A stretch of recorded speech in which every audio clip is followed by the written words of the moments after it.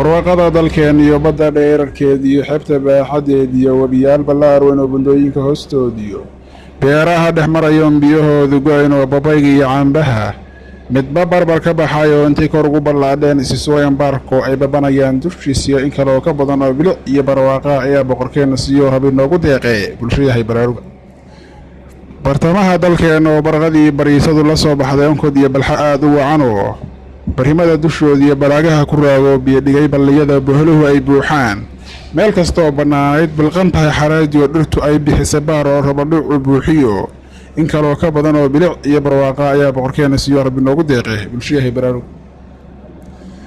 ilaa buruqanaayo butaaca iyo abid iyo arli baaxad weyn oo booqashada ku wacan ay buribuur ka dheerto batrool iyo macdan iyo shidaal baaqigiisiyo barwaaqadii adduunka le inooga buuxshaa barrigeennu yahay bulshayahay baraarug